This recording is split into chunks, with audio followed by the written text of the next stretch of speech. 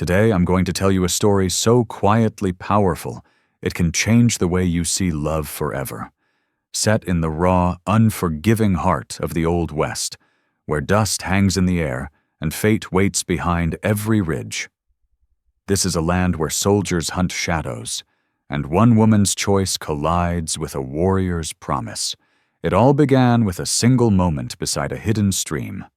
Small, fleeting, yet strong enough to defy an entire world. Before we kick off this adventure, don't forget to hit like on the video and let us know in the comments where you're watching from. Territory of New Mexico, 1873. Santa Fe Creek spilled over time-worn stone, its steady roar swallowing every other sound the wilderness could make. Clara Boone slid down from her horse, her boots touching the mossy bank without a sound. At 18, the daughter of Colonel Ashford Pike, commander of Fort Ashford, had slipped free of military order once more. Her honey-blonde hair, usually pinned tight to satisfy regulation and reputation, fell loose down her back, catching flecks of sunlight filtering through the pine branches. "Just a little while," she murmured to her mare as she tied the reins to a low limb. "Father won't notice I'm gone." Clara had perfected the art of vanishing. The colonel would be buried in dispatches until dusk, and her absence from afternoon tea with the officers' wives would be excused by a convenient headache, courtesy of her devoted maid, May Whitlow. Cool mountain air carried pine resin and wildflowers as Clara followed the sound of falling water to the hidden pool beneath the falls. Among the Sangre de Cristo peaks, this was where she tasted freedom, far from rigid schedules, polished manners, and the relentless gaze that came with being the colonel's daughter. She slipped behind the veil of water into a narrow alcove she had found months earlier. It was her refuge, the one place where no one expected anything of her. Clara unfastened her riding dress, folded it beside her boots, and stepped into the clear pool in her underclothes. The cold struck sharp and clean, stealing her breath. She plunged beneath the surface, letting the current strip away the weight of Fort Ashford and all it demanded. When she rose again, laughing and gasping, a sudden awareness crept over her. Someone was watching. The laughter faded as she turned toward the bank. A man stood among the pines, perfectly still. Tall, copper-skinned, eyes dark as midnight. Buckskin leggings hugged his frame, a knife rested at his waist, and a medicine pouch hung against his bare chest. Long black hair fell down his back, bound with a single eagle feather. An Apache warrior. Clara's heart slammed hard. She should scream, run, hide. Everything her father had ever taught her said so. Instead, she held her ground, caught by his steady gaze. "This water is sacred," he said in clear English, touched by an accent. "You bathe where my ancestors' spirits dwell." Clara swallowed and found her voice. I didn't know. I'll leave." She moved toward the edge, but he lifted a hand. "You are not afraid," he noted, head tilting slightly. "Should I be?" Clara asked, surprised by her own nerve. One corner of his mouth lifted, not a smile, more an acknowledgement. "Most white women would scream at the sight of Apache." "I'm not most white women," Clara replied, chin high. Water traced her shoulders, and she was keenly aware of how little she wore. Still, his eyes never left her face. "No," he said. "You are not." He stepped back. "I will go." "You can finish. Wait!" Clara called, unsure why she wanted him to stay. "What's your name?" He paused, studying her with those unyielding eyes. "I am called Chayton." "I'm Clara Boone." "Boone," he repeated, something shifting in his expression. "Daughter of Colonel Ashford Pike." Clara Boone hesitated, then gave a small nod. Chayton's expression tightened, the warmth in his eyes hardening. "Your father hunts my people," he said quietly. He calls us animals. I'm not my father, Clara answered without wavering. And I don't believe what he says about the Red Mesa. What do you believe, Clara Boone? The way he spoke her name sent a sudden chill along her spine. I believe people should be judged by what they do, she said, steady now, not by what others claim about them. Chayton studied her in silence. Then he reached into the pouch at his waist and drew out a small object, holding his fist out toward her. Come, take. Clara paused only a heartbeat before wading closer. When she reached him, Chayton opened his hand. Resting in his palm was a smooth stone, deep turquoise, worn by time. Protection, he said as she took it carefully. From the water spirits. Their fingers brushed. A sharp awareness shot through her arm. Thank you, Clara whispered. Chayton inclined his head once, then turned away. Will I see you again? The words escaped before she could stop them. The Apache warrior paused, glancing back over his shoulder. Perhaps, he said, if the spirits allow. Then he slipped into the trees, vanishing as quietly as he had come. Clara stood in the water, clutching the turquoise stone, her heart pounding with fear, wonder, and something she couldn't yet name. She knew she should report this. An Apache so close to Fort Ashford would alarm her father immediately. Yet as she dressed and mounted her horse, she understood she would tell no one. The stone rested warm in her pocket, a secret weight that somehow steadied her. The next afternoon found Clara riding back toward the falls, telling herself she only sought the quiet. Still, her eyes searched the tree line, hoping. Midway through the trail, a twig snapped behind her. Clara turned in the saddle to see Chayton moving alongside her horse, silent as a mountain cat. You came back, he said. So did you, Clara replied, drawing her mare to a stop. These mountains are broken land, Chayton said. Your father claims them with paper. The earth knows its true keepers. Clara dismounted to face him. In full daylight, she saw what she had missed before. The scar cutting from his temple to his jaw, the intricate beadwork on his pouch, the sharp intelligence in his eyes. Why aren't you with your people? She asked. I scout, he replied. I watch soldier movements. His gaze flicked to her. And I watch the colonel's daughter ride where she should not. Heat crept into her cheeks. Are you going to take me prisoner?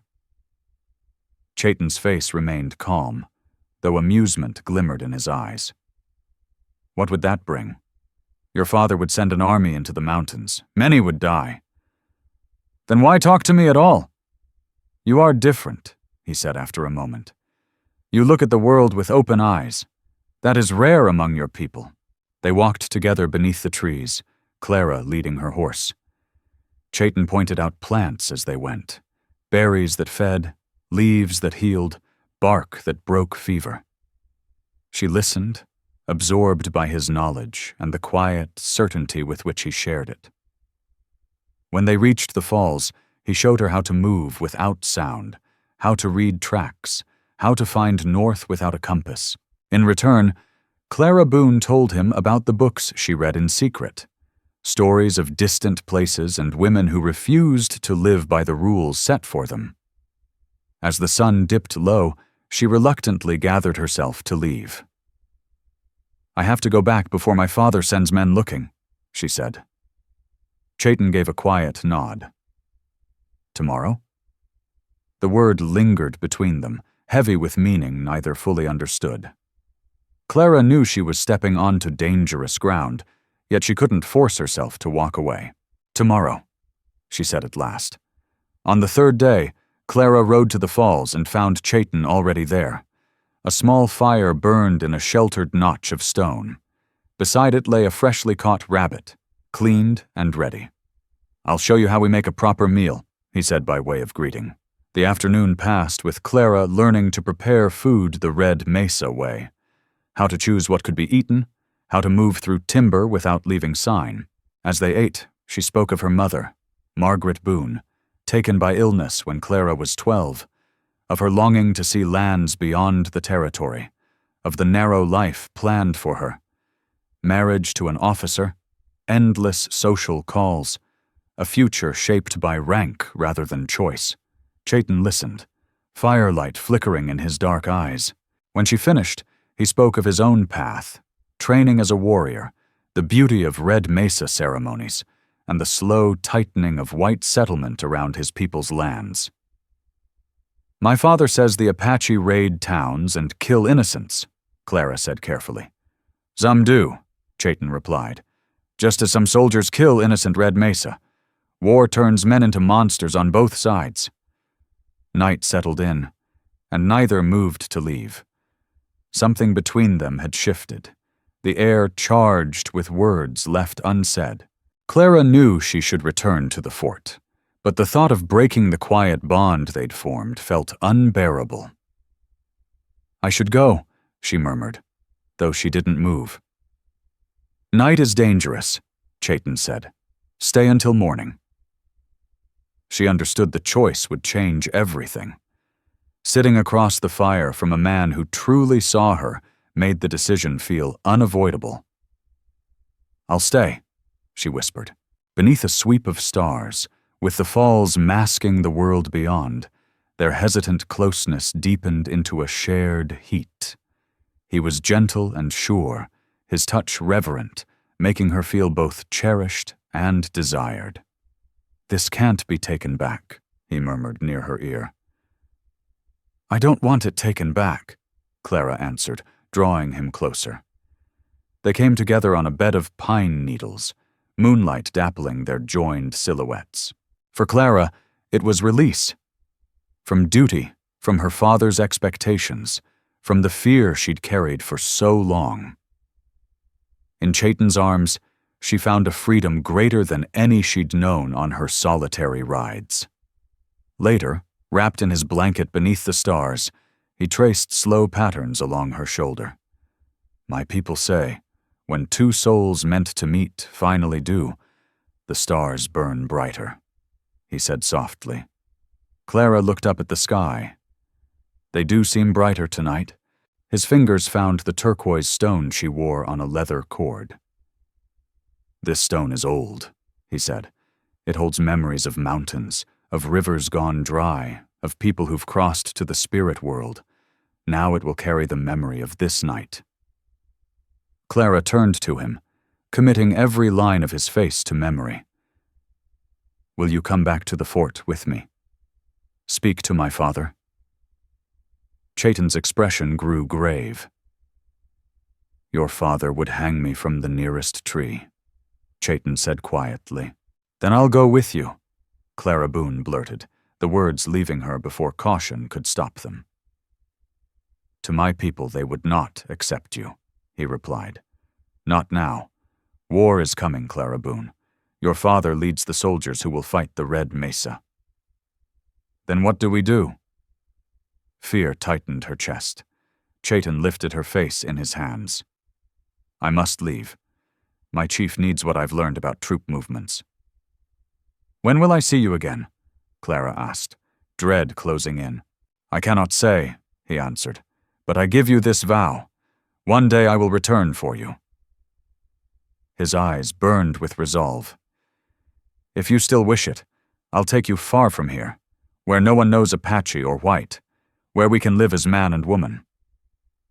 "I'll wait," Clara promised, tears spilling free. "No matter how long it takes." Dawn crept over the mountains as Clara dressed to return to Fort Ashford. Chaitin watched, his face once more the unreadable mask of a warrior. "Keep the stone close," he said. "When the moon is full, hold it, and think of me. I will feel you across the distance." She nodded, too full to speak. Chaitin stepped forward and kissed her once more, a searing farewell that branded itself into her memory. Then he turned and slipped into the trees, becoming shadow among the pines. Clara mounted her horse, her body still humming from his touch, her heart already aching with his absence. As she rode back toward Fort Ashford, she knew nothing would ever be the same. Territory of New Mexico, 1878. The summer sun beat down on the dusty yard of the Boone Ranch. Clara Boone wiped her brow as she directed hands loading supplies onto a wagon. At 23, she had grown into a woman of steady authority, running the wide property she'd inherited from her uncle with clear judgment and hard-earned skill. "Miss Boone, where do you want these seed sacks?" called Thomas Reed, her most trusted foreman. "In the north shed," Clara replied. "Lift them off the ground. We had mice last season." Thomas nodded, waving the others into motion. Clara watched with quiet satisfaction as the work fell into order. Under her care, the ranch had thrived, much to the surprise of neighboring owners who'd predicted failure for a colonel's daughter playing rancher. Her cattle herd had nearly doubled. Crops came in strong year after year, and her breeding stock was gaining a name across the territory. What began as an escape from her father's shadow had become her calling. "Mail's here, Miss Boone," said May Whitlow, who had left Fort Ashford with Clara and now kept the house. She handed over a small stack of letters. "And another from my father?" Clara sighed, recognizing Colonel Ashford Pike's hand. She slipped them into her pocket for later. The strain between them had only grown, especially since she'd refused every suitor he sent, including Captain Owen Hale, his most trusted officer. "Captain Hale sent word," May added carefully. "He'll be stopping by this afternoon. Says it's important." Clara's jaw tightened. "I'm sure he does." Inside the cool adobe walls of the main house, Clara Boone rinsed the dust from her hands and face, then settled at her desk to read her father's letter. As she'd expected, it carried another sermon about her so-called unnatural independence and the necessity of securing her future through a favorable marriage. "Captain Owen Hale has maintained his interest in your hand, despite your earlier refusals. He is a capable officer with solid prospects and would offer the protection and direction you plainly require. I have given him my approval to call upon you again, and I expect you to receive him with the courtesy due his rank." Clara folded the letter with care and slid it into a drawer already thick with similar messages. Her father refused to accept that she had no intention of surrendering her freedom to any man, save the one who had vanished into the wilderness 5 years earlier. Beneath her work dress, the turquoise stone rested warm against her skin. 5 years had passed since that night by the falls, yet the memory had never dulled. Each full moon, she held the stone and sent her thoughts into the dark, wondering if Chayton could feel them, wondering if he still lived. The Apache wars had only grown fiercer. Newspapers carried steady accounts of clashes and reprisals. Clara read them all, heart tight, searching for names and descriptions, praying never to see one that might be his. A knock at the door broke her thoughts. May Whitlow appeared, regret in her eyes. "Captain Hale is here, Miss Boone." Clara smoothed her dress and lifted her chin. "Show him in." Captain Owen Hale entered with the easy authority of a man used to command. At 32, he cut a formidable figure in his cavalry uniform, light brown hair trimmed neat beneath his hat, features weathered by years on the frontier. "Miss Boone," he said, removing his hat. "You look well." "Captain Hale," Clara replied evenly. "What brings you to my ranch?" Hale glanced toward May, lingering in the doorway. "Might we speak privately?" Clara nodded. May withdrew, reluctant. Alone, Hale's formality eased a fraction. "Your father is worried about you. We all are." "I'm quite capable of managing my own affairs," Clara said. "That's not in question." "No," Hale agreed, pacing. "Your success here has surprised many, but you're isolated, vulnerable. The Red Mesa have been active in these parts." Clara's pulse quickened. "Has there been trouble nearby?" 3 homesteads burned last month, 20 miles north, and there are rumors. He hesitated. What rumors? She pressed. Hale exhaled. Reports place Black Knife's band in this region. He's a dangerous leader, known for striking military targets. And what does that have to do with me? Clara asked, though a chill traced her spine at the name, one she'd seen in headlines tied to daring raids. Your father led the campaign against Black Knife's people 3 years ago, Hale said carefully. If they learned his daughter lives alone on an isolated ranch. He let the rest go unsaid. Clara Boone squared her shoulders. I appreciate your concern, Captain, but I have capable hands, good dogs, and I can shoot as straight as any of your men. Captain Owen Hale stepped closer. Clara, be sensible. This isn't only about your safety. Your father isn't getting younger. And his greatest wish, Hale continued carefully, is to see you settled before he retires. Settled? Clara echoed, her voice flat. You mean married to you? Would that truly be so terrible? Hale asked softly. I've admired you for years. I'd give you the freedom to keep running this ranch if that's what you want. I wouldn't try to change you. For a heartbeat, Clara allowed the thought to linger. Owen Hale was not a cruel man. He was honorable, well-regarded, and unlike many officers, he had never spoken down to her. Perhaps, after 5 years of waiting on a ghost, it was time to accept that Chayton would never return. The turquoise stone pressed warm against her skin, a quiet protest against her doubt. I'm sorry, Owen, she said gently. My answer hasn't changed. Hale's jaw tightened, but he inclined his head. Your father expected as much. He asked me to pass along his decision. If you won't accept my suit, he insists you return to Fort Ashford, where he can see to your protection. Clara's temper flared. I am not a child to be commanded. This ranch is mine, and I will not abandon it because my father is gripped by another fit of overprotection. It isn't only that, Hale said. There is real danger. The Red Mesa, Clara snapped. Not all Apache are killers, no matter what my father would have you believe. Hale studied her with new interest. You've always shown an uncommon sympathy for them. Some might find that troubling, given the times. Clara realized she'd spoken too freely. She steadied herself. I believe in judging people by their actions, not condemning an entire nation. Surely that isn't radical. Perhaps not, Hale conceded, but these are dangerous days for such distinctions. He picked up his hat. Think on it. Your father has given you until month's end. Accept my proposal or return to Fort Ashford.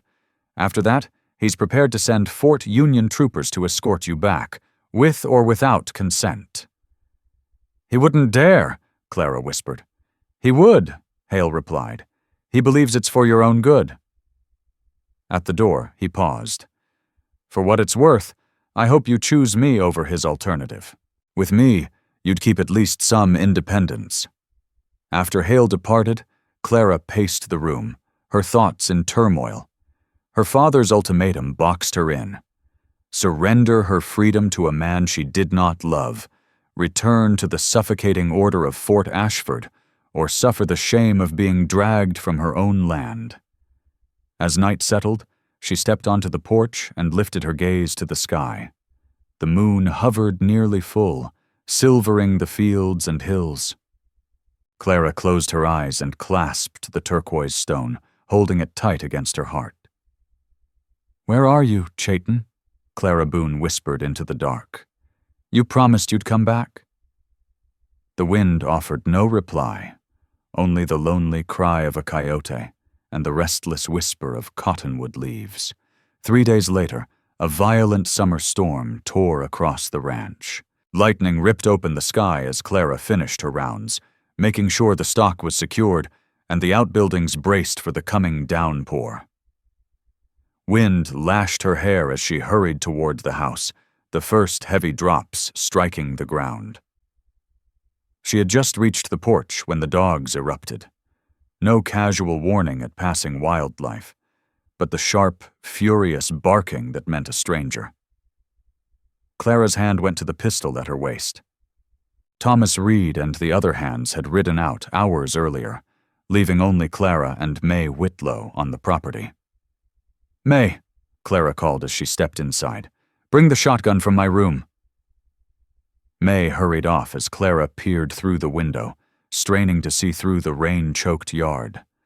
Lightning flared, throwing the land into stark relief. And there, beside the corral, stood a motionless figure. Clara's breath caught. Tall, buckskins, long hair snapping in the wind. Then the darkness swallowed him again. "Here it is, Miss Boone," May said shakily, pressing the shotgun into her hands. "Should I load it?" "It's already loaded," Clara answered, her gaze never leaving the yard. "Stay inside. Lock the door behind me." "You're going out there, in this storm?" May protested. "Lock the door," Clara repeated, firm now. "If I'm not back in 10 minutes, fire 3 shots. Thomas will hear from his cabin." Before May could argue further, Clara stepped back onto the porch. Rain poured down in sheets, shrinking the world to a few yards. The dogs strained at their chains near the barn, barking themselves hoarse. Clara moved off the steps, shotgun ready. "Who's there?" she shouted over the storm. "This is private land." Lightning flashed again. The figure was closer now, standing at the edge of the yard. Clara raised the gun, finger tight along the stock.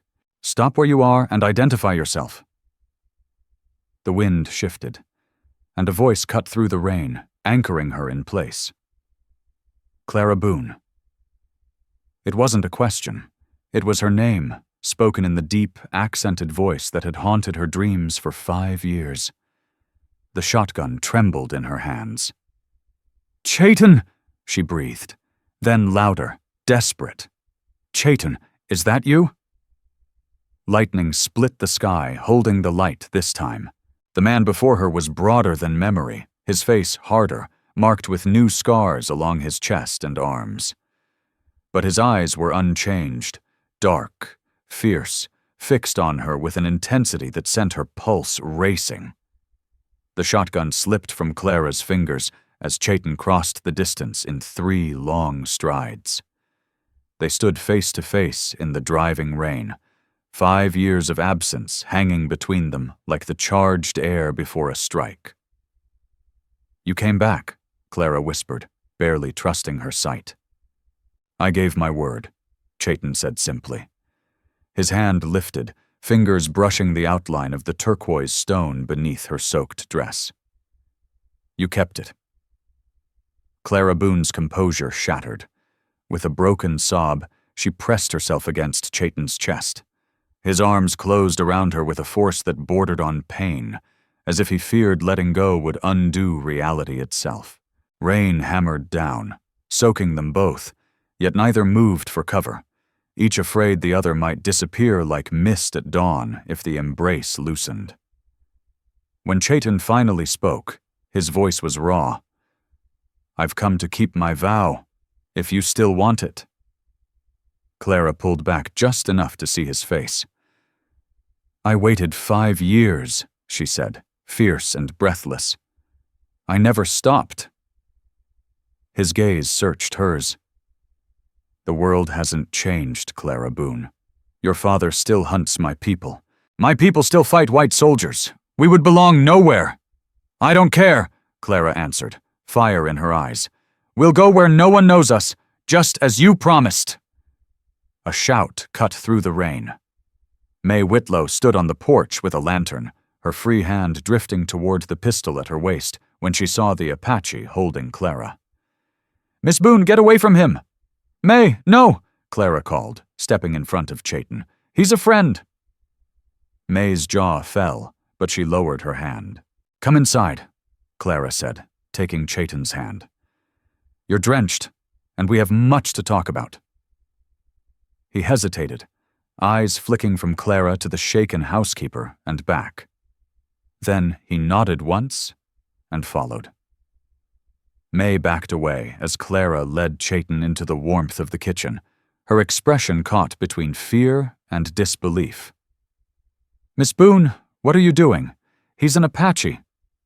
"Yes," Clara said evenly, "and he's my guest. Please fetch towels and put on something hot." May didn't move. Her stare stayed fixed on Chayton, water pooling on the wooden floor beneath him. "Does your father know?" Clara's jaw set. "My father has no say in who I welcome into my home. Now please, the towels." With clear reluctance, May left, casting wary glances over her shoulder. Alone, Clara turned to Chayton, sudden shyness replacing the heat of moments before. "You're just as I remember," she said softly. His eyes took in the room. The solid furniture, copper pots on hooks, lamplight warming the walls. "You've become an important woman," he said. "A leader among your people."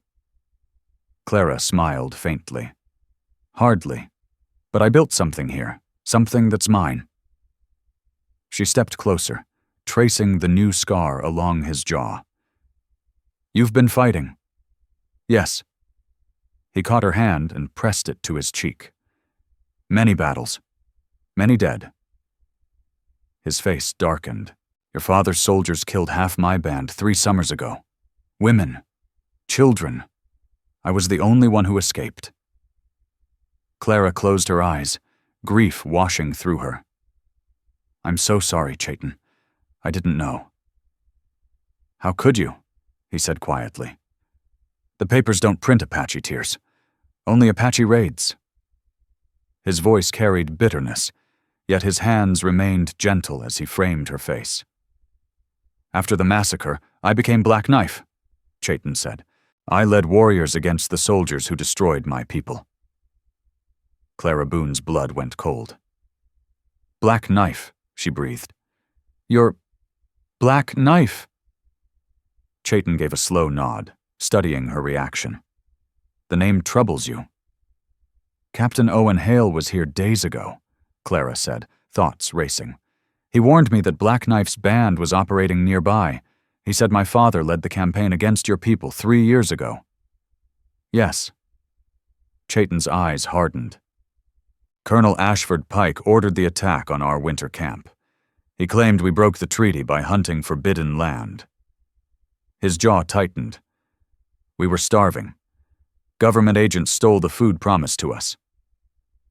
Sickness rolled through Clara. Her father had ordered the slaughter of Chayton's people, and Chayton, as Black Knife, had become the most feared leader in the territory. The truth was heavier than she'd imagined.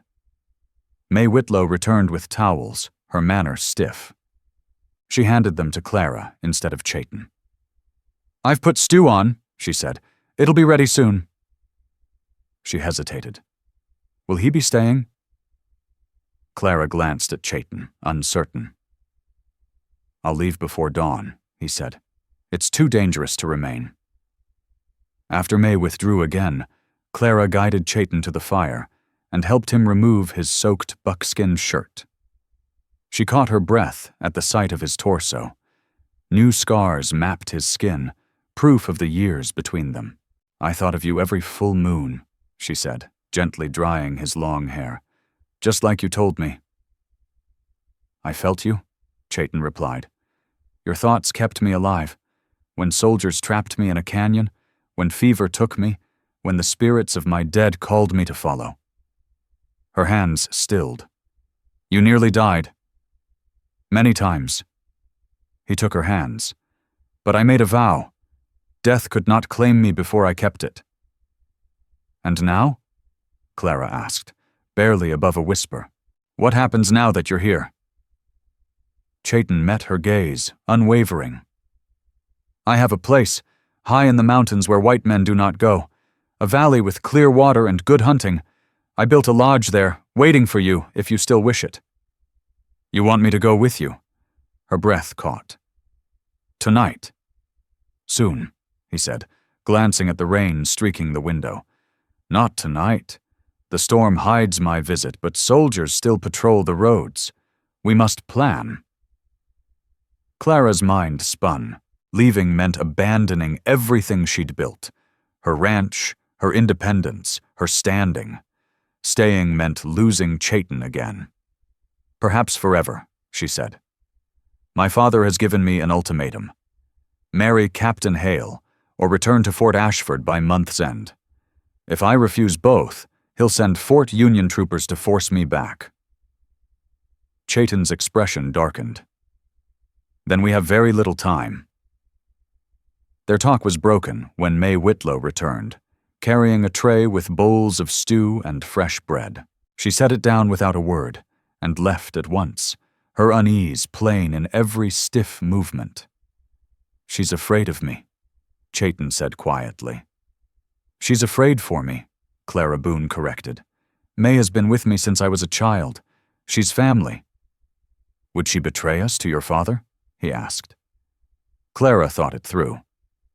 "No, her loyalty is to me, but she'll try to convince me that leaving with you is madness." "Is it not?" Chayton asked softly. "An Apache warrior and a colonel's daughter." Clara reached across the table and took his hand. "If it's madness, it's one I've carried for 5 years. Every suitable man who came calling left disappointed, because none of them were you." They ate in a quiet ease, the long separation easing in the warmth of the kitchen. Clara studied Chayton's face, the deeper lines near his eyes, the weight in his posture. He had changed, as she had, yet the bond between them remained untouched. Afterward, Clara showed him through the house, explaining how she'd turned her uncle's neglected place into a working ranch. Chayton listened closely, asking about her choices, her methods, showing real respect for what she'd built. "You've become a strong leader," he said. "My people would honor such skill, had you been born Apache." "And would they accept me now?" Clara asked. "If I went with you?" Chayton's expression sobered. "I have no people left. Those who followed Black Knife are scattered, or dead. I walk alone." "Then who lives in the valley you spoke of?" "No one. It's a place I found while hunting. Far from Apache lands, far from white towns. A place to begin again." He took her hands. "But you must understand, Clara Boone. Life there would be hard. No fine house, no servants, only what we build." "I'm not afraid of work," Clara said. "And I've learned how to survive out here." Chayton smiled then, a rare, full smile that changed his face. "Yes, the colonel's daughter has become a mountain woman." The smile faded. "But danger remains. Your father won't let you go easily, and there are those, Apache and white, who would hunt us if they knew." "Then we'll be careful," Clara said. "I have money set aside, enough for supplies, horses, whatever we need. We can leave before my father's deadline." They spoke late into the night, laying plans for escape and for the life they would shape together. Chayton would return in 3 days, after scouting the safest path to their mountain refuge. Clara would quietly turn her holdings into cash, pack only what mattered, and leave the ranch in Thomas Reed's steady hands. As dawn neared, Chayton prepared to go. The storm had passed, leaving the land clean and bright, the air rich with sage and pagnon. 3 days, he said on the porch, when the moon is at quarter. Clara nodded, holding back tears. Even this brief parting felt unbearable now that she'd found him again. "I'll be ready." Chayton framed her face, his eyes memorizing her. "For 5 years, I carried your face in my heart. 3 more days is nothing." He kissed her then, a kiss filled with all the longing of the years between them, and the promise of what lay ahead. When they finally parted, Clara rested her forehead against his chest, listening to the steady rhythm of his heart. "Be safe," Clara Boone whispered. "Always," Chayton promised. With one last brush of her hair, he stepped back, then slipped away, swift and silent, into the lightning-lit land. Clara watched until he vanished among the distant cottonwoods, the turquoise stone warm against her skin. 3 days, she told herself. In 3 days, their new life would begin.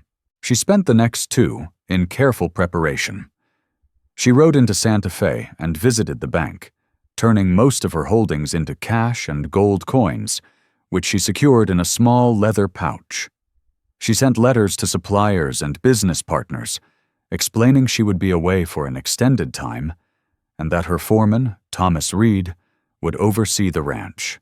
Throughout it all, May Whitlow observed in tight-lipped silence, her worry clear in every glance.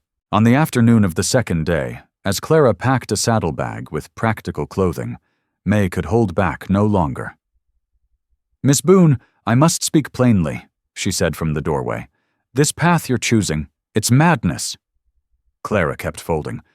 "I've made my decision, May." "To run off with an Apache warrior?" May stepped inside, lowering her voice. "A man your father's soldiers have hunted for years? Do you know what people will say? What it will do to your reputation? To everything you've built?" "I don't care what people say," Clara replied, firm. "The ranch will thrive under Thomas's hand." "And your father?" May's eyes shone with tears. "Do you think Colonel Ashford Pike will simply accept that his daughter has gone with Black Knife? He'll hunt you to the ends of the earth, child."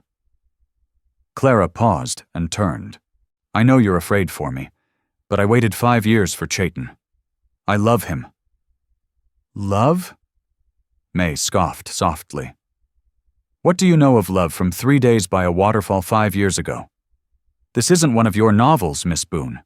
This is real life, with consequences." "Don't you think I know that?" Clara snapped, patience thinning. "I built this ranch with my own hands. I turned away every suitor my father pushed at me because none of them saw who I am, only whose daughter I was. Chayton sees me." May shook her head, sorrowful.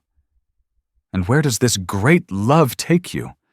To some lonely valley, living like a savage, far from doctors, from civilization, from all you know?"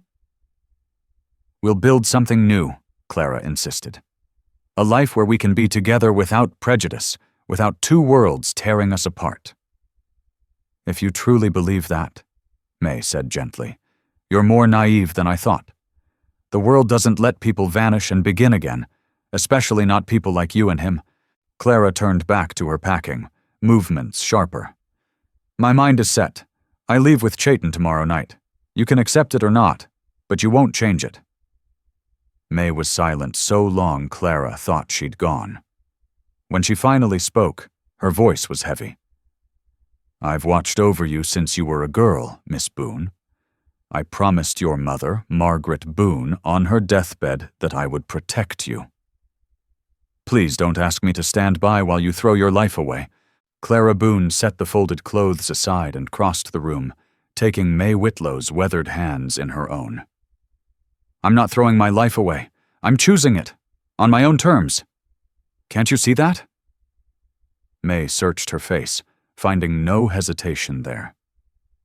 She let out a long breath. "I see that you believe you're following your heart. I only pray it doesn't lead you to ruin." She squeezed Clara's hands once, then gently pulled free. "I'll prepare a special dinner tonight. If this is to be one of our last meals together, it should be remembered." When May left, guilt settled heavy in Clara's chest. The housekeeper had been a constant, almost a mother, since Margaret Boone died. Leaving would wound her deeply, but Clara could not let that change what had already been decided. Tomorrow night, when Chayton returned, her new life would begin, no matter the cost. Morning broke clear and brilliant, the kind of New Mexico day that made the mountains feel close enough to reach. Clara rose early, her stomach tight with anticipation. By this time tomorrow, she and Chayton would be high above the plains, beyond the reach of Colonel Ashford Pike and his authority. She spent the morning making final arrangements with Thomas Reed, who accepted her instructions with his usual quiet efficiency. If he sensed anything unusual about her extended trip, he showed no sign of it, only assuring her the ranch would be well tended. "The north pasture needs rotating within the week," Clara said as they walked the land, "and keep an eye on the young mare. She's close to foaling." "Of course, Miss Boone," Thomas replied. "You don't worry about a thing here. We'll manage until you return." A stab of guilt followed her steps. Thomas had been loyal when others doubted her, helping turn the ranch into a success. She had quietly prepared papers granting him full authority in her absence, with further instructions should she not return within a year. It was the most she could do without telling the truth. Near midday, a plume of dust rose on the horizon, riders approaching from the direction of Fort Ashford. Clara's heart kicked hard. Chayton wasn't due until nightfall, and visitors were the last thing she needed. She shaded her eyes and counted them. 6 riders, moving steadily, not a full patrol, but soldiers all the same. As they drew closer, dread settled in her stomach. The lead rider was unmistakable, Captain Owen Hale, with 5 Fort Union troopers. "Miss Boone!" Hale called as he dismounted in the yard.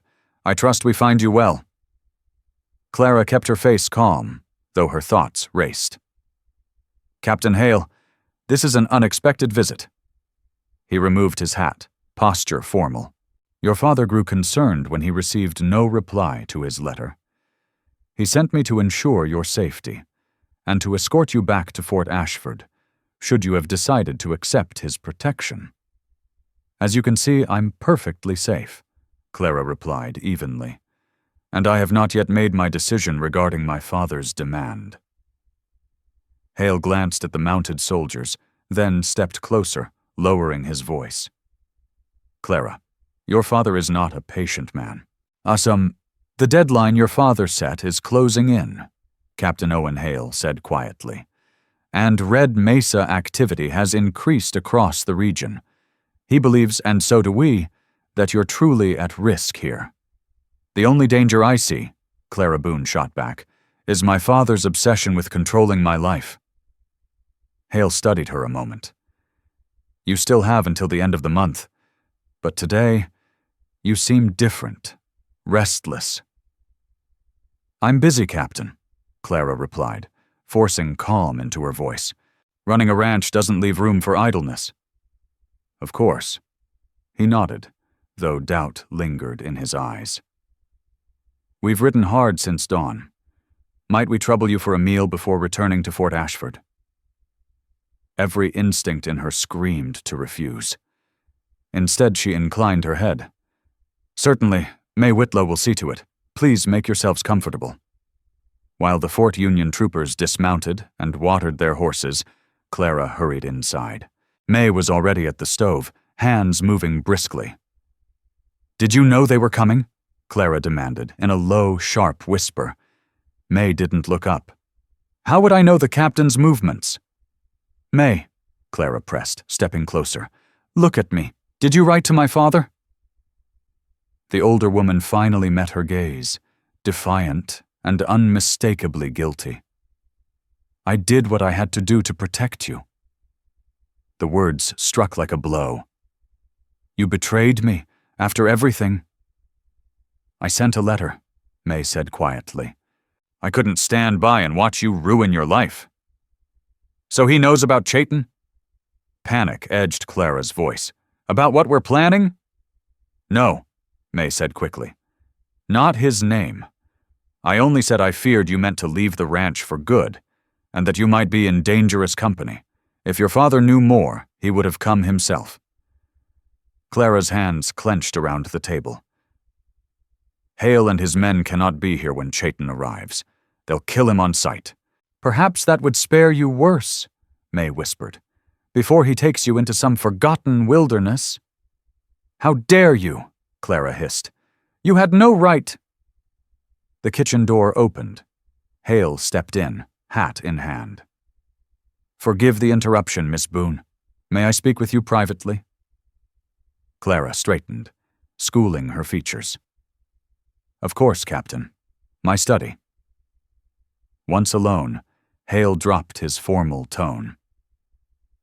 "I'm not here only for your father. I'm worried about you." He paced the small room. "There are troubling reports. Apache scouts seen near your land." "Frontier rumors travel faster than truth," Clara replied evenly. "I've seen nothing." Hale stopped, fixing her with a steady look. "Nothing at all? No strangers? No signs?" "Nothing," she said smoothly. "My hands patrol the boundaries every day." His voice softened. "Clara, if you're in trouble, you can tell me." She met his gaze without flinching, and said nothing. "Whatever it is," Captain Owen Hale said quietly, "you don't have to face it alone. I can help." For one reckless heartbeat, Clara Boone nearly told him everything. Owen Hale was not a cruel man. He had always treated her with respect, sometimes even with something like admiration. But he was also a soldier, loyal to Colonel Ashford Pike, sworn to hunt Red Mesa raiders, especially a name whispered with fear across the territory. Black Knife. "There's nothing to tell, Owen," she said at last, steadying her voice. "I appreciate your concern, but it's misplaced. Shall we join the others for lunch?" He studied her face for a long moment, then nodded. "As you wish." Throughout the meal, Clara played her part. Polite, composed, while her thoughts raced. Hale showed no sign of leaving. The Fort Union troopers lounged beneath the cottonwoods as if settling in for days. With every passing hour, dread tightened in her chest. Chayton would come after nightfall, expecting her ready to ride. Instead, he would find soldiers, men ordered to kill him. She needed to warn him, but how? She couldn't leave without suspicion, and she couldn't send Thomas Reed or any of the hands. The soldiers would stop them. At dusk, Hale announced, "We'll remain the night. Colonel's orders to ensure your safety until you decide." "That won't be necessary," Clara protested. "The ranch is secure." "Nevertheless," Hale said firm, "my men will camp outside. With your permission, I'll take the guest room." Her heart sank. This wasn't a visit. It was confinement. "Very well," she said. "May Whitlow will see to the room." When darkness fell, Clara retired to her bedroom under the pretense of rest. She changed into riding clothes, packed a small bag, and extinguished the lamp. From the window she watched the yard. 2 sentries paced their posts. Others slept near the barn. Hale's door stood closed across the hall. Her window faced west, toward the mountains. The moon, just past its first quarter as Chayton had said, silvered the yard and left the beyond in deep shadow. She searched the darkness, praying to see him before the soldiers did. A soft knock startled her. "Miss Boone?" May's whisper slipped through the door. "Are you awake?" Clara hesitated, anger flaring, then opened the door a crack. "What is it?" May slipped inside and closed it gently. "I've come to help you." "Help me," Clara repeated, disbelief sharp in her voice. "After what you did?" "I never meant for soldiers to take over the ranch," May said urgently. "I only wanted your father to talk sense into you." She twisted her hands. "But today, seeing you, I know I was wrong. Your happiness matters more than my fears." Clara studied her face, searching for any sign of deceit, finding only resolve. "Why should I trust you now?" Clara Boone asked quietly. "Because I love you as if you were my own daughter," May Whitlow replied without hesitation, "and because I know a way to get word to your Apache." Clara's heart jolted. "How?" "Thomas Reed," May said. "After supper he came into the kitchen asking questions, odd ones, about how long the soldiers planned to stay. Then I noticed the way he kept looking toward the mountains." She lowered her voice even more. "He knows, doesn't he?" Clara hesitated. then nodded. He's crossed paths with Chaitin before while hunting. They keep a cautious respect between them. I thought so, May murmured. Thomas is waiting near the old cottonwood past the south pasture. He can carry a warning before your Apache walks straight into a trap. Hope surged through Clara. Will you give him a message? I've already done better than that, May said, drawing a folded paper from her pocket. I wrote the note. It only needs something he'll recognize as yours. Clara touched the turquoise stone at her throat, then slipped it from its leather cord. Give him this. He'll know it's from me. May took the stone, tears shining in her eyes. I'm so sorry, child. I told myself I was protecting you, but I was only afraid of losing you. Clara wrapped her arms around her. I understand, but I have to choose my own life. I know, May whispered. And I'll help you do it. She tucked the stone and note away. I'll send Thomas to warn your Apache to stay hidden until tomorrow night. By then, I'll have prepared a sleeping draft for the captain's evening tea. Clara's eyes widened. May. Nothing dangerous, May assured her. Just enough to make Captain Owen Hale sleep soundly while you slip away. Frontier herbs have their uses. With one last embrace, May slipped from the room as silently as she'd entered. Clara returned to the window, her heart lighter despite the risks. If Thomas reached Chaitin in time, if the soldiers noticed nothing, by tomorrow night everything would change. Movement stirred at the edge of the yard. A shadow peeled away from the cottonwoods, Thomas heading for the rendezvous. Clara held her breath until he vanished, carrying her hopes into the dark. The next day dragged on without mercy. Clara kept to her routine, checking accounts, directing hands, overseeing the ranch, always aware of Hale's watchful presence. He rode beside her during the morning inspection, cordial but alert. Your ranch has flourished under your hand, Hale remarked as they passed a strong herd. Few men could have done what you've accomplished. Few men would have been given the chance, Clara replied evenly. Women are capable of far more than they're allowed. Hale smiled faintly. I've never doubted you, Clara. It's one of the things I admire most. His sincerity pricked at her conscience, but she held her resolve. Captain Owen Hale was no villain, only a man bound to duty as he understood it, a man who cared for Clara Boone in the only way he knew. In another life, she might have returned that regard.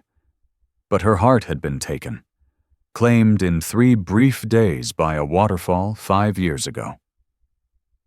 Captain, Clara said, turning her horse back toward the ranch house. I've reached a decision about my father's ultimatum.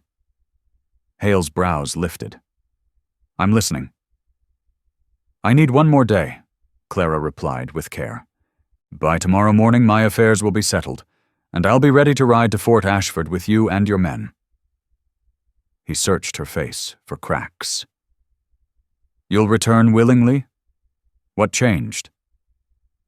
She had rehearsed this. Your presence here made me see how deeply my father fears for my safety. I don't agree with his methods, but I understand his concern. I'd rather speak with him directly than keep living at a standoff. Hale hesitated. Then his features softened. I'm glad to hear it. Your father will be relieved. He paused. And his other suggestion, about my suit? 1 step at a time, Captain, Clara said gently. First, I must speak with my father. He accepted it with a nod. Then we depart at first light. As they neared the house, Clara caught May Whitlow watching from the porch, her expression composed. Their eyes met for a heartbeat, an unspoken assurance passing between them. Everything was moving as planned. Through the afternoon, Clara prepared without stirring suspicion. She opened the safe in her study, slipped the pouch of gold into her riding jacket, and penned letters to be delivered after her departure. She lingered with her favorite horses, laying quiet hands on familiar necks, offering silent goodbyes to the life she had built. Evening came too slowly. Supper was taught with politeness. Hale's careful conversation answered by Clara's measured calm. May served with practiced ease, betraying nothing. When dessert ended, May returned with a tray. "A special blend, Captain," she said. "It should help you rest after long days in the saddle." Hale accepted the cup with thanks, remarking on its unusual but pleasant taste as he drank. Within the half hour, his eyelids grew heavy, his words slowing. "I think I'll turn in early," he murmured, stifling a yawn. "Tomorrow will be a long ride back." "Of course," Clara said, rising. "I'll see you in the morning." As he made his unsteady way to the guest room, Clara met May's gaze. A slight nod confirmed the draft had done its work. Clara slipped into her room and changed swiftly, sturdy trousers beneath a split skirt, a warm jacket, hard-wearing boots, ready for the night that would end one life and begin another. She braided her hair tight against her scalp and cinched the small saddlebag that held only what she could not live without. Everything else was already lost to the past. Now there was nothing to do but wait for Chayton's sign. Just before midnight, as Clara Boone sat at her window studying the silvered land, a low, aching call drifted across the ranch. The cry of a great horned owl, yet shaped in a rhythm no bird would make. Her breath caught. The signal. Her heart thundered. She cast one final glance around the bedroom that had been hers for 5 long years, then slipped into the hallway, silent as a thought. She paused outside the guest room, listening. Captain Owen Hale's breathing was slow and heavy, the steady pull of deep sleep. May's draft had worked. Downstairs, May Whitlow waited in the kitchen, clutching a small bundle of food, tears shining in her eyes. "Thomas Reed has the horses ready behind the orchard," she whispered, pressing the bundle into Clara's hands. "2 soldiers are asleep. 3 are still watching the main gate." Clara pulled her into a fierce embrace. "Thank you, May, for everything." "Be happy, child," May said, her voice breaking. "And if you can, send word that you're safe." "I will," Clara promised, though both knew the West swallowed letters as easily as people. She slipped out the back door into the yard, keeping to the deepest shadows, moving from wall to fence to shed. She was nearly past the orchard when a voice rang out. "Who goes there?" Clara froze, pressing herself against the rough bark of an apple tree. A soldier advanced, rifle raised, scanning the dark. "Show yourself!" For one unbearable heartbeat, discovery felt certain. Then glass shattered near the barn, followed by shouts and confusion. The soldier turned sharply. "Check the barn! Might be Apache!" As the men rushed toward the noise, Clara ran, low, fast, breath locked in her chest, darting through the orchard and into the trees beyond. Thomas Reed waited there with 2 saddled horses. "Hurry, Miss Boone," he urged, helping her up. "They won't stay fooled long." "Thank you," she said, gripping the reins. "For everything." He nodded once. "Your warrior waits by the lightning-struck pine at the edge of the east pasture." "The ranch?" she asked. "It will be cared for," Thomas said firmly. "I have your instructions. Go, now." She turned her horse toward the open pasture, keeping to a walk until the trees fell away. Behind her came angry shouts, the lantern trick discovered. Soon they would know she was gone. Once clear, Clara pressed her heels in, and the horse surged forward across the moonlit grass. Wind tore at her cloak, carrying the scent of sage and pine from the high country, the smell of freedom. At the far edge of the pasture stood the lightning-blasted pine, its splintered trunk stark against the stars. As she approached, a shape peeled itself from the darkness. Chaitin sat astride a powerful pinto, rifle resting easy across his saddle. He watched her come, still as stone. "Clara Boone," he said, his voice steady and deep, unchanged from the night 5 years ago beside the waterfall. "Chaitin," she answered, breathless from the hard ride and the wild joy of escape. He reached out and placed the turquoise stone back into her palm. "Your warning came in time. Thomas Reed is a good man." "Yes," Clara Boone said, sliding the cord back around her neck. "We need to move. They'll know I'm gone any moment." As if the night itself had overheard her, a shout rose from the direction of the ranch, followed by the thunder of hooves. The Fort Union troopers had discovered her absence and were already giving chase. "This way," Chaitin said, wheeling his horse toward the mountains. "I know paths they cannot take." They rode hard through the darkness, driving their mounts up steep switchbacks and through narrow cuts where the rock closed in on both sides. Chaitin chose trails that seemed to vanish into shadow, roots clinging to cliff faces and crossing icy streams that flashed silver under the moon. Gradually, the sounds behind them thinned, then vanished altogether, lost in country no man survived without knowing its moods. Dawn found them high above the plains, the horses blown but steady. Chaitin reined in beside a cold spring and let the animals drink. They shared dried meat in silence while the sun crept over the peaks.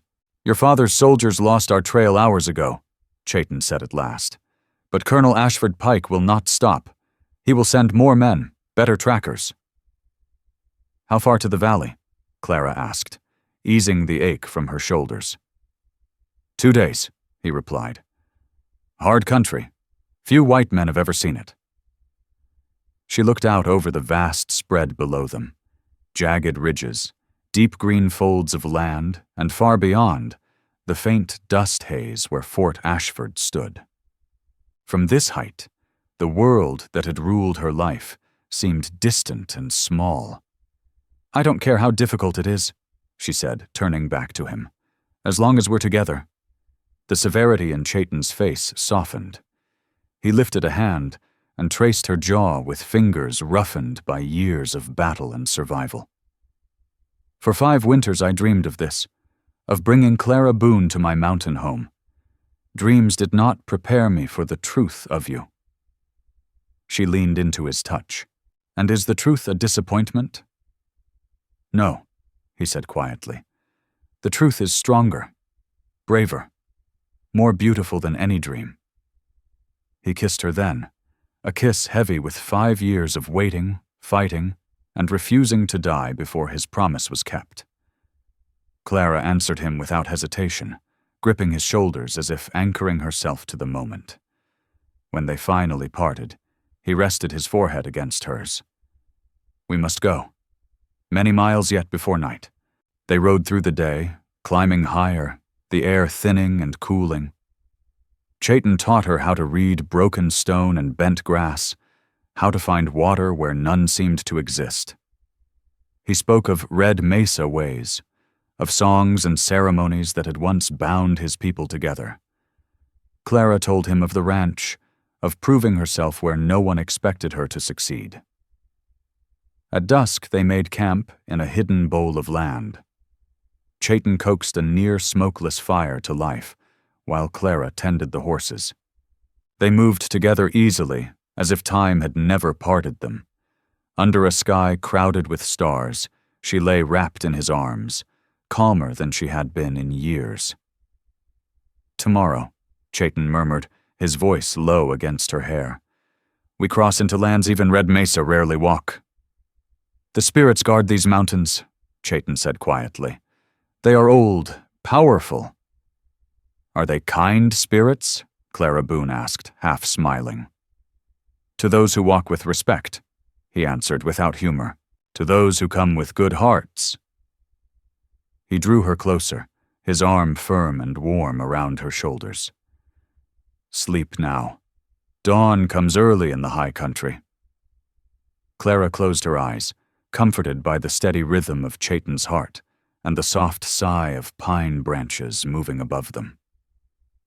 For the first time in 5 years, she did not clutch the turquoise stone and send her thoughts into the darkness. She no longer needed to. The man she had waited for was beside her.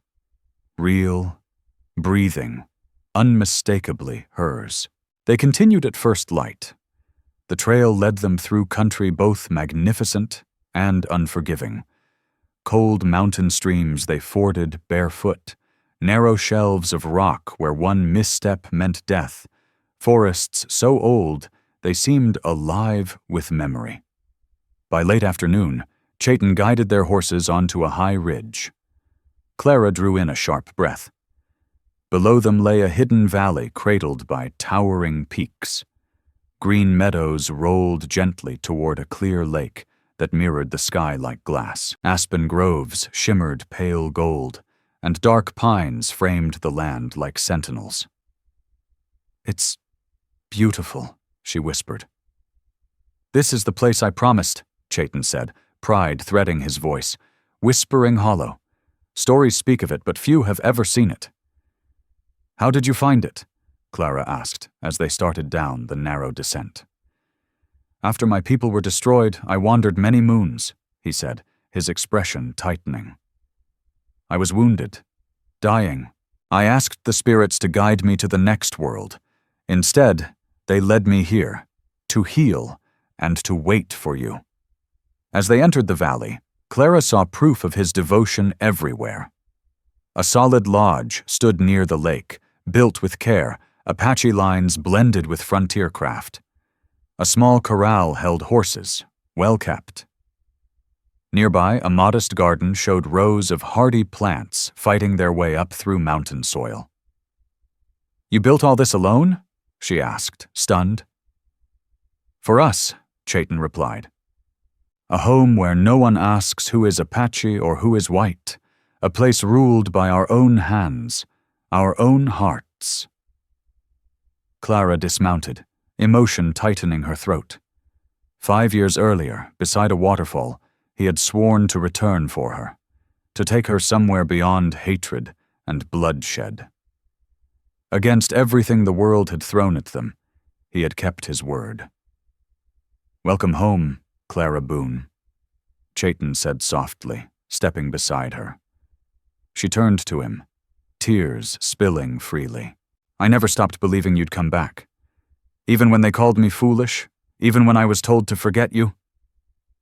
He took her hands, holding them as if they were something sacred. "And I never stopped fighting to live. When death followed me, when soldiers hunted me through the mountains, I lived to return, to keep my vow."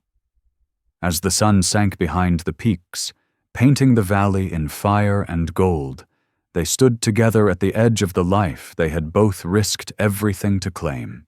3 months later, the first snow dusted the high ridges surrounding Whispering Hollow.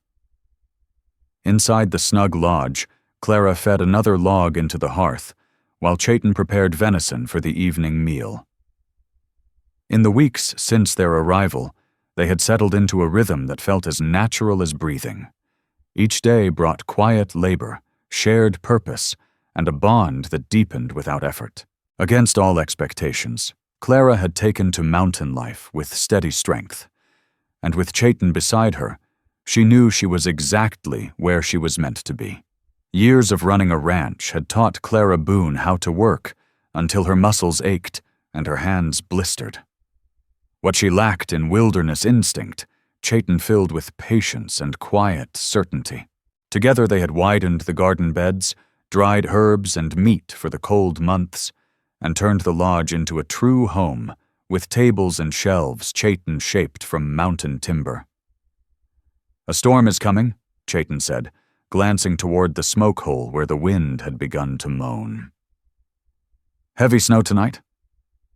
"Good thing we finished reinforcing the north wall yesterday," Clara replied, lowering herself beside him near the fire.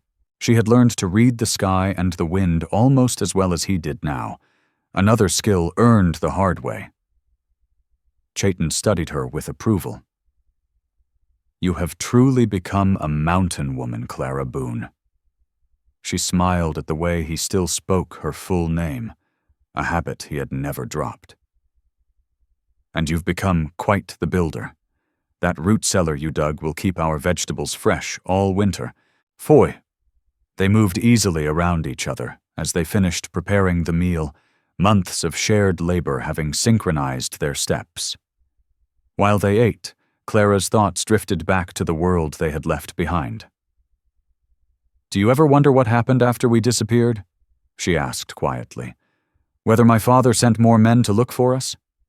"For a time," Chayton answered. "But the mountains keep their secrets well. Even the best trackers lose the trail in the high passes."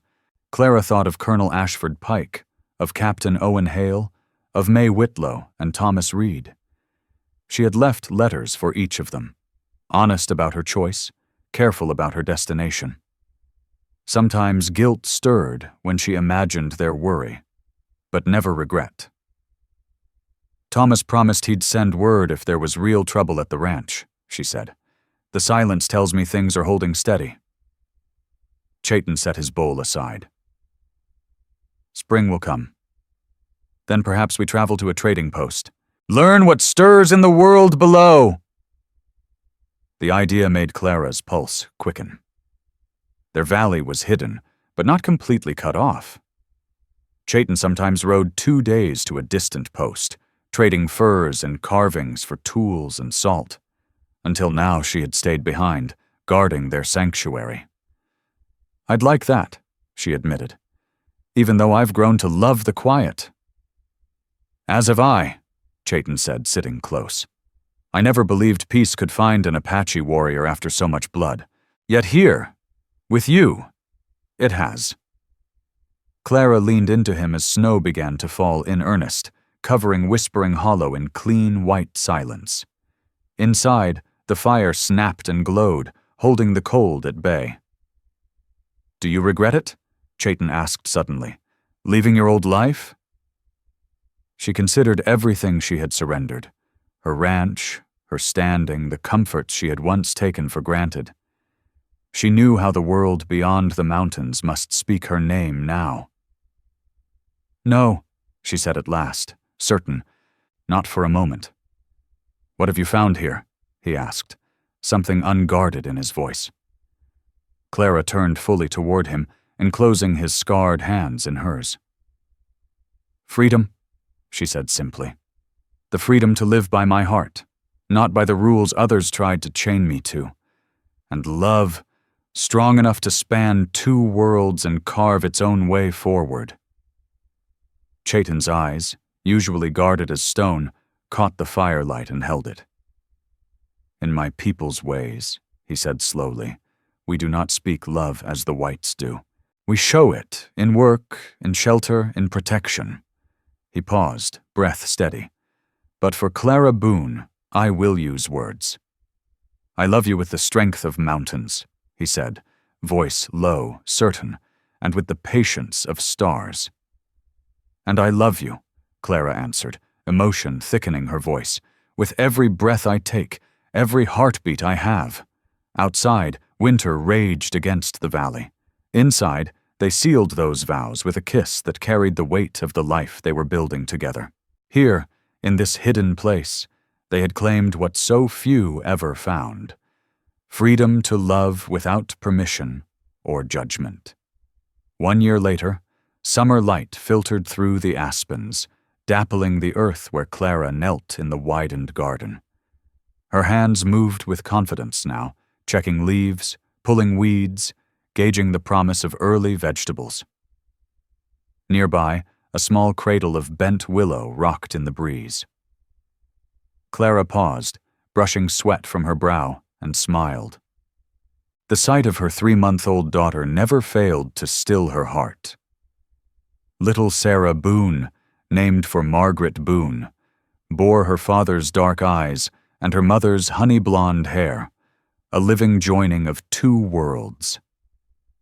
Hoofbeats echoed from the hidden approach. Clara looked up to see Chayton returning from the high country, a deer slung behind his saddle. At the sight of his wife and child, his face broke into a rare, unguarded smile. "A good hunt?" Clara called. "Very," Chaitin replied as he dismounted. He kissed Clara, then bent to the cradle, his features softening as he studied their sleeping daughter. "She grows stronger each day." "Like her father," Clara said, stepping close. Chaitin touched the turquoise stone hanging from a leather cord around the baby's neck, the same stone he had placed in Clara's palm beside a waterfall years ago. "It will guard her," he said, as it guarded her mother. Then a sound cut the moment short, a horse approaching, not from the hunting trails, but from the narrow path that led out of Whispering Hollow. Clara and Chaitin exchanged a sharp glance. In a year, no one had found their refuge. "Take Sarah inside," Chaitin said, hand settling near his knife. "I will see who comes." Clara gathered the child and moved quickly to the lodge, heart pounding. From the window she watched Chaitin place himself between their home and the approaching rider. Alert, controlled, ready. The rider emerged from the trees, slumped with exhaustion. Even at a distance, Clara recognized him. "It's Thomas Reed," she called, hurrying back outside with Sarah in her arms. "Chaitin, let him come." Thomas pulled his horse to a halt, relief flooding his weathered face. "Miss Boone," he said, breathless. "Gracias a Dios, I found you." Chaitin eased, though his eyes stayed sharp, as Thomas dismounted and approached. His gaze widened at the sight of the child. "Thomas, how did you find us?" Clara asked. "What's happened?" "I followed a traitor," Thomas said quickly, urgency pressing every word. He spoke of dealing with a lone Apache in the high mountains. He swallowed. "There's no time for long stories. Trouble is coming." "I bring warning," Thomas Reed said. "Colonel Ashford Pike is coming with soldiers. They're combing the mountains, canyon by canyon." The blood left Clara Boone's face. "My father, how did he know to look here?" "Captain Owen Hale," Thomas answered grimly. "He never believed you left by choice. He kept digging, asking questions. Found a trader who mentioned an Apache man with turquoise trading furs." Chaitin's jaw set. "How close?" 3 days, maybe less," Thomas said. "They brought high plains trackers, the best in the territory." Clara pulled Sarah Boone tighter against her chest, fear pressing in. They had built a life here. Peace, family, a future, and her father's obsession threatened to tear it apart. "We move," Chaitin said at once. "Farther from white settlements." "But this is our home," Clara protested, her gaze sweeping the lodge, the garden, the proof of years of work. "Home is where we stand together," Chaitin replied gently. "This valley is only ground. Family is what endures." Thomas shifted. "There's more. The ranch, it's thriving. I kept it as you ordered." He reached into his saddlebag and drew out a folded document. "Before I left, a lawyer in Santa Fe prepared this." Clara unfolded it with shaking hands. "A deed?" "Transfer to a corporation, with you as silent owner," Thomas said. "You could return and claim it by law. The colonel would have no authority." "Return to the ranch?" Clara whispered. "It's dangerous," Thomas admitted. "Your father still commands Fort Ashford. But legally, it's yours. And the community. Many would stand with you now. Things have changed since you left." Clara and Chaitin held each other's eyes, a lifetime of understanding passing between them without words. At last Chaitin spoke. "What does Clara Boone choose? Mountain Valley or plains and ranch?" Clara looked down at their daughter, then back to her husband. "Neither," she said softly. "I choose our family, safe and together. Everything else comes second." Pride warmed Chaitin's gaze. "Then we decide from strength, not fear." That night, while Thomas rested from the trail, Clara and Chaitin weighed every path. They could vanish deeper into the wild, saving their freedom at the cost of the home they loved. They could return and claim the ranch, facing old hatred and real danger. Or they could choose a third way. By dawn, their course was set. "We will not run," Chaitin said over breakfast, "and we will not surrender what we've built." "But the soldiers," Thomas began. "They'll meet truth," Clara finished, steady now. "Not fear. My father believes I was taken, forced. It's time he saw the truth." The plan formed quickly. Thomas would ride back to the search party, offer to guide them to Whispering Hollow on one condition. They would come in peace. Clara would remain in full view, calm, unmistakably present by her own will, while Chaitin took position nearby, unseen but close enough to act if danger rose. "It's a dangerous gamble," Chaitin warned quietly. "Your father is a proud man. Seeing you with an Apache husband and a child of mixed blood may harden him instead of soften him." "Then we face that truth when it comes," Clara Boone replied, her voice steady. "I won't raise our family by running from shadows. My father needs to see that I chose this life freely, and that I've found a happiness he never imagined for me."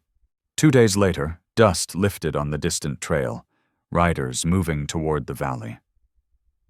Thomas Reed had succeeded. Clara stepped into the clearing before the lodge, Sarah Boone warm in her arms, heart pounding but resolve unbroken. Chaitin had agreed, reluctantly, to remain hidden until they understood the temper of what approached, though Clara knew his eyes were on her from the rocks, bow and rifle ready. The riders broke from the trees. Colonel Ashford Pike led, with Captain Owen Hale beside him and a dozen Fort Union troopers following. Thomas rode with them, tight with worry. When the colonel saw Clara standing calmly before a solidly built home, a baby in her arms, he hauled his horse to a sharp stop, shock cutting across his face. "Clara," he called, his voice carrying. "Hello, father," she answered, even and clear. The colonel dismounted, passing his reins to a soldier. He came forward slowly, searching her face for signs of fear or coercion. Captain Hale followed a few paces back, unreadable. Up close, Clara saw how the year had marked her father. Deeper lines, hair gone to iron gray. Beneath the uniform, a flicker of vulnerability showed, and for a breath she remembered he was still her father. "Are you—" he faltered. "Are you well?" "I am," Clara said. "Better than I've ever been." His eyes fell to the child. Tightness crept into his jaw as he took in the baby's blended features. "This is your child." "Your granddaughter," Clara replied. "Her name is Sarah, after mother." Anger, confusion, pain, each crossed his face in turn, and beneath them a hint of something like longing. "I was told you were taken," he said, "that the Apache called Black Knife abducted you." "I left by choice," Clara said, her voice carrying to every soldier in the clearing. "I chose to build a life with the man I love." "Love?" The colonel spat the word. "What could you know of love with a savage who—" "Colonel," Captain Hale cut in, stepping forward, "look around." The colonel snapped a glare at him, but Hale didn't yield. "Does this look like captivity? Does this home look like the work of a savage? We've hunted for a year on assumptions. Maybe it's time we listen to your daughter." Surprise and gratitude washed through Clara. She gave Hale a brief nod, then turned back to her father. "I met Chaitin 6 years ago by the waterfall at Santa Fe Creek," she said. "We spent 3 days together, and in that time I found something I didn't know existed, a connection beyond the boundaries you taught me were absolute." He promised he'd return. 5 years later, he did. "Chaitin," the colonel repeated. "You mean Black Knife?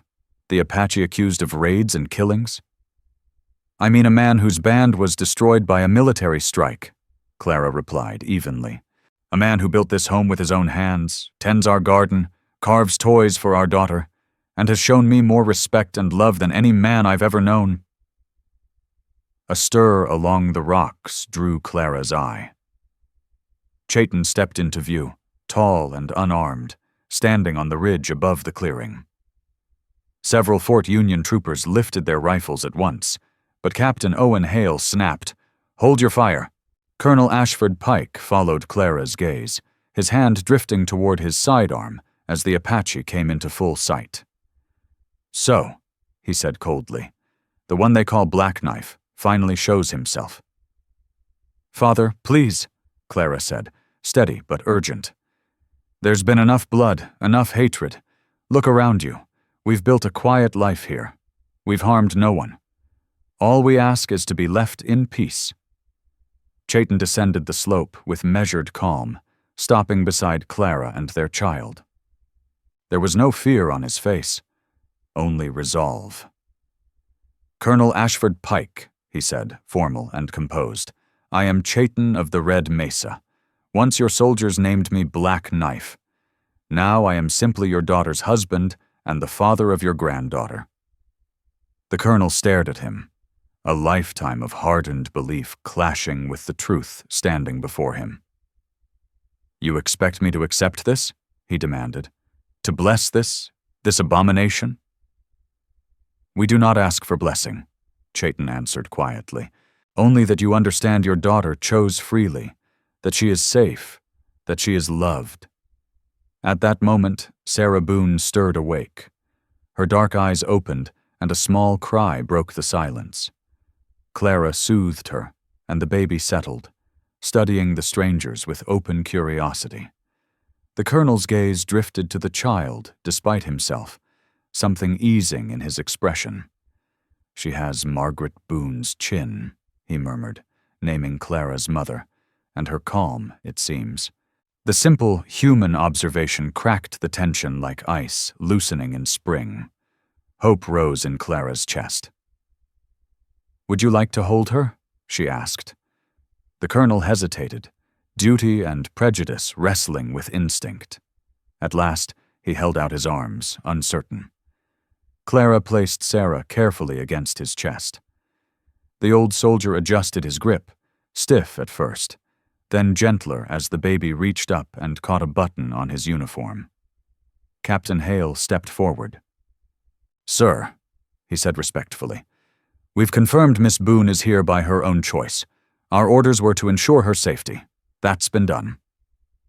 The colonel didn't answer at once, his attention fixed on the child he never expected to meet. When he finally looked up, his voice was quieter. "You truly chose this life?" he asked Clara. "This man?" "With all my heart," Clara said. "I've never regretted it for a moment." The colonel handed Sarah back with care, straightened his coat, and pulled the mask of command around himself, though not as tightly as before. "I won't pretend to understand," he said stiffly, "nor can I say I approve, but I can't deny what stands before me." He turned to Chayton and met his eyes squarely. "If my daughter or my granddaughter ever comes to harm under your care," he warned, "there isn't a mountain high enough to hide you from me." Chayton dipped his head once. "I understand. I would expect nothing less from the father of Clara Boone," Chayton said evenly. The colonel drew himself up and turned to his men. "We're leaving. Captain Owen Hale, ready the troops." As the Fort Union troopers moved to saddle up, Hale lingered. He stepped toward Clara, his voice low. "I'm glad you found your peace," he said, "even if it wasn't the road any of us imagined." "Thank you, Owen," Clara replied, "for what you did today. It mattered more than you know." He inclined his head, saying nothing more, but his eyes spoke clearly. Respect, regret, and a final letting go. Before mounting his horse, Colonel Ashford Pike paused and turned back. Clara met his gaze without hesitation. "The ranch remains mine," she said firmly. "Thomas Reed has managed it well. I intend to keep ownership, even if my home is here now." The colonel studied her a moment, then gave a single nod. "You were always stubborn," he said. "Just like your mother." A faint, reluctant smile crossed his face. "Perhaps, when I have leave again, you might allow another visit." Clara stared at him. "You mean, to see us? To see your granddaughter?" "That's what I mean," he said gruffly, his eyes resting briefly on Chayton as well. "A man ought to know his family, whatever the circumstances." It wasn't acceptance, not fully, but it was a beginning. A fracture in a wall that had once seemed unbreakable. "We'd welcome that, Father," Clara said softly, tears shining in her eyes. When the soldiers finally rode out, dust drifting behind them, Clara, Chayton, and Sarah Boone stood together until the trail emptied. Thomas approached, quiet satisfaction in his weathered face. "I'll return to the ranch," he said. "Keep things as you wanted. Maybe come autumn, you visit, see how the cattle have grown." Clara glanced at Chayton. He nodded once. "We would like that," Clara said. "Thank you for everything." After Thomas departed, they carried Sarah back inside and laid her gently in her cradle. Together, Clara and Chayton stood in the doorway of their lodge, looking out over Whispering Hollow. Still theirs, still untouched, even after the world had come knocking. "Your father is proud," Chayton said quietly. "But he loves you. That matters." "Do you think he'll ever truly accept us?" Clara asked, resting against him. "Time changes all things," Chayton replied. "Even stone yields to water, given enough seasons." Clara smiled and wrapped her arms around him. "No matter what comes, we've already won. We proved love can cross lines everyone swore were unbreakable." Chayton's hand slid through her hair, his voice low and certain. "6 years ago, I promised I would return for you. Today, I make another vow. Our daughter will grow in a world better than the one we knew. A world where she's proud of who she is," Clara said, "of both her bloodlines." "We'll build that world," Chayton said. "Together," Clara finished. As twilight settled over Whispering Hollow, they sat side by side on the porch, Sarah sleeping peacefully between them. Above, the first stars pierced the darkening sky. The same stars that had watched over a waterfall long ago, guided Chayton back after years of separation, and now kept silent guard over their family. The turquoise stone at Sarah's throat caught the last light of day, a quiet promise of protection, heritage, and a love strong enough to defy the world. In this hidden valley, Clara Boone had finally found everything she had ever been searching for: freedom, purpose, love, and now family. Clara Boone, daughter of a colonel and wife to a warrior, stood between two worlds she had once been told could never meet. She looked across the life she had chosen: the quiet valley, the steady hands that built it, the child sleeping in peace, and knew, with a certainty that could not be shaken, that she was exactly where she belonged. She had crossed mountains and moonlit passes, endured silence and sacrifice, and held fast to a promise that time tried to wear thin. What others once dismissed as reckless hope had proven stronger than fear, stronger than distance, stronger than the weight of history. Love had not failed her. It had guided her. It was never foolish to believe in what the heart knows. It was never too late to choose peace. And it was always right to listen inward, even when the world demanded silence. Some loves do not arrive in youth. They come when a person has learned how to stand. Some freedoms are not granted by rank or permission. They are built slowly and bravely, with each honest step toward truth. If weariness lingered from old storms, she carried it lightly now, knowing how much she had survived. And if memory stirred, of waiting, of doubt, of paths nearly lost, she found comfort there too.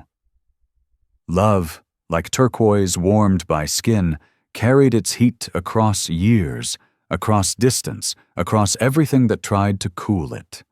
As night settled over Whispering Hollow, the valley breathed easy.